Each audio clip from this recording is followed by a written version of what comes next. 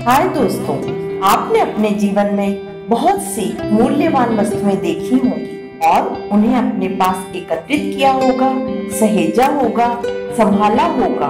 तो क्या आपके पास वो दो अनमोल चीजें हैं या आपने अपने जीवन में उनकी अहमियत समझी है? तो आइए जानते हैं आज की कहानी में क्या है वो अनमोल खजाना। हाय दोस्तों, आज मैं आप लोगों के लिए लेकर आई हूँ एक मोटिवेशनल स्टोरी। शीर्षक है जो चाहोगे सो पाओगे। एक बार एक साधु घाट के किनारे अपना डेरा डाले हुए था। वहाँ वह धुनी रमाकर दिन भर बैठा रहता और बीच बीच में ऊंची आवाज में चिल्लाता, जो चाहोगे सो पाओगे, जो चाहोगे सो पाओगे। उस रास्ते से गुजरने वाले लोग उसे पागल समझते थे। वे उसकी बात सुनकर अनसुना कर देते और जो सुनते वे उस पर हंसते थे। एक दिन एक बेरोजगार युवक जिसका नाम श्रीमन था उस रास्ते से गुजर रहा था। वह अपने जीवन से बड़ा निराश था क्योंकि वह बहुत कुछ करना चाहता था पर कुछ कर नहीं पा रहा था। तो साधु के चिल्लाने की आवाज उसके कानों में भी पड़ी, जो चाहोगे सो पाओगे, जो चाहोगे सो पाओगे। वह सोचने लगा, कुछ भी तो ठीक नहीं हो रहा है, चलो इस साधु के पास ही चलते हैं। तभी उसके कानों में फिर सुनाई पड़ा, जो चाहोगे सो पाओगे। श्रीमन अब साधु के पास आ गया और उससे पूछने लगा, बाबा आप बहुत देर से जो चाहोगे सो पाओगे चिल्ला रहे हो, क्या आप सचमुच में मुझे वो दे सकते हैं जो मैं पाना चाहता हूँ? साधु बोला, हाँ बेटा, लेकिन पहले तुम मुझे ये बताओ कि तुम पाना क्या चाहते हो? बाबा मैं चाहता हूँ कि एक दिन मैं हीरों का बहुत बड़ा व्यापारी बनूं। क्या आप मेरी ये इच्छा पूरी कर सकते हैं? युवक ने बाबा से प्रश्न पूछा। बिल्कुल बेटा, मैं तुम्हें एक हीरा और एक मोती देता हूँ, उससे तुम जितने चाहे हीरे मोती बना लेना।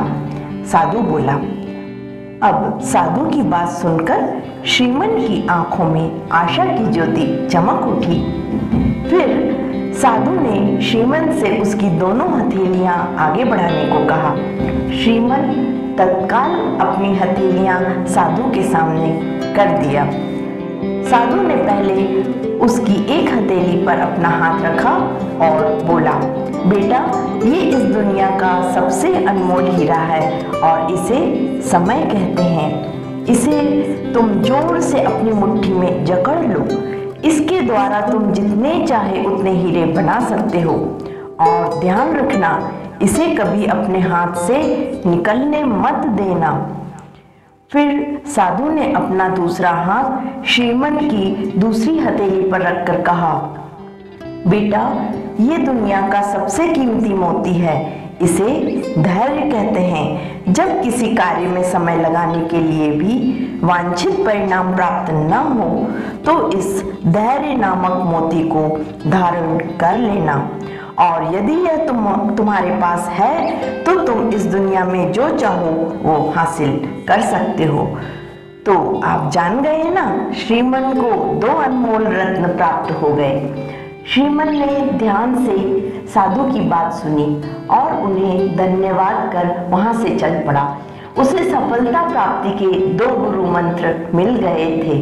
उसने निश्चय किया कि वह कभी अपना समय व्यर्थ नहीं गंवाएगा और सदा धैर्य से काम लेगा।